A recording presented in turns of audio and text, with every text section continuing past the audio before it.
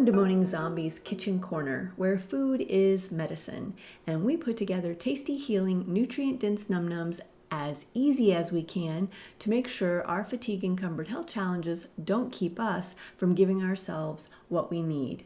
I'm Mary Kate, and it is lovely to have you here. We got this. Today, we're making rustic tomato soup.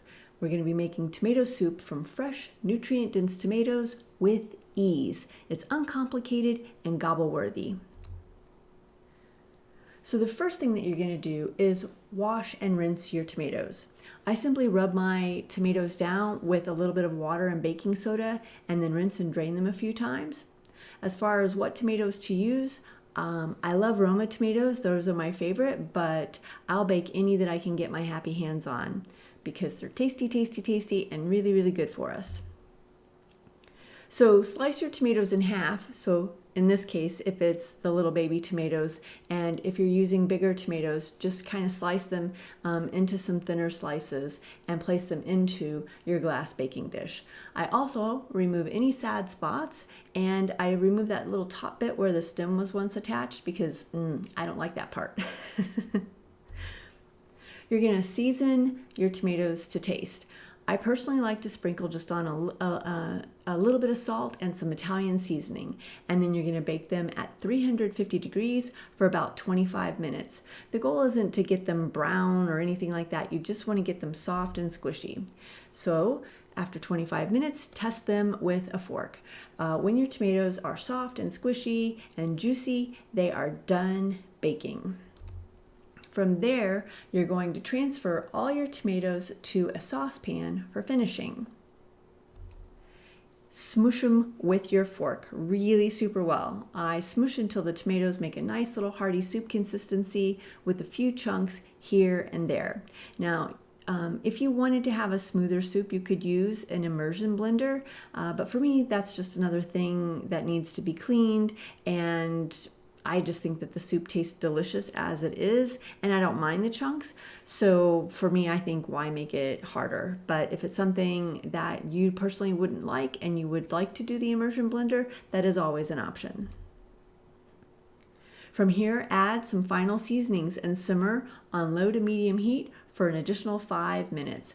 I simply add a little bit of extra garlic powder and a little more Italian seasoning, stir it all up. 5 minutes later, it will be ready to gobble. So you pour it into your bowl for gobbling, but I would have you consider before you start gobbling that you could add some Parmesan cheese for extra deliciousness. Plus, you really need to add a healthy fat to absorb the red lycopene health benefits of the tomatoes. And then from there, it's just gobble, gobble, gobble. So some important things to know. You have to cook tomatoes at a moderate temperature for 30 minutes to boost the levels of available absorbable lycopene. Now, what is lycopene? You want lycopene. It is the red of tomatoes, and it is powerful. Powerful! Lycopene is a very powerful antioxidant, and it will help your immune system, and it also inhibits the growth of cancer. So that is wow, wow, wow, wow. It also protects your cells from damage and reduces oxidative stress, which is a very good thing. It may also help you with your heart and bone health. So to absorb the lycopene, as I mentioned before, you need to add a healthy fat.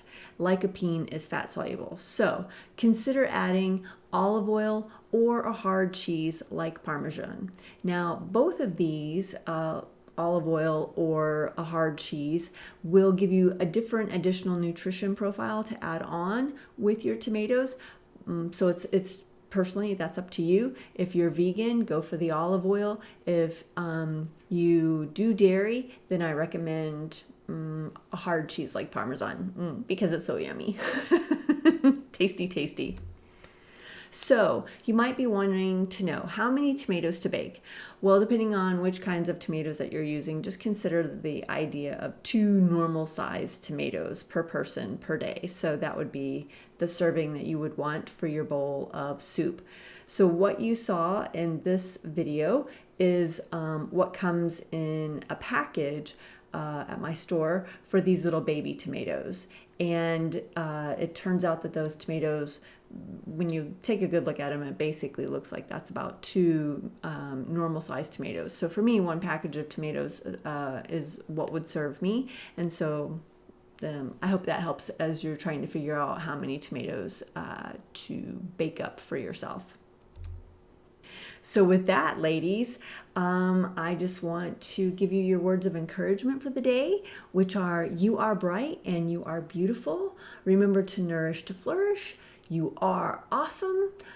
Happy belly bumping high fives. Thank you for watching this video and being here with me. And I hope that when you make your rustic tomato soup that you love it, that it tastes bright and fresh and super tasty, and you can know with confidence that it is very healing and nutrient dense. So I hope that you enjoy it. And before we head out, in case you missed it, if you haven't seen my video on feeding CFS, the nutrition basics and easy prep, that dives into more detail about why I make the food choices that I do for the nutrition and the healing power that they offer, and how to, or the reasons why it's important to make things very easy to prep so that they're easy for us to access. So that's it, ladies. That's our quick rundown on how to make tomato soup. We won't make it any harder than that. We'll keep it uncomplicated. I hope you enjoy. Have a great day. Hugging you real big. Until next time, see you later. Bye.